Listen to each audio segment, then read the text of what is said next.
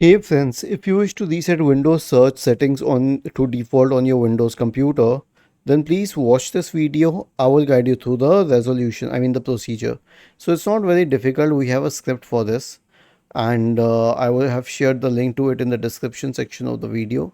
Simply click on download and then click on the script here, right? So this script will open. You have to click on file, select save as, and then you need to select a good location for it. Save this one as a .bat file. The name could be anything. The extension should be .bat and the save as type should be all files. Click on save. Click on save. Now it's saved here. You have to double click on it. Okay.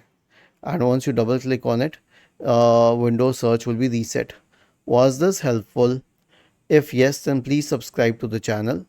If not, then let us know in the comment section of the video on how we could help you further. Thank you for watching this video and have a nice day.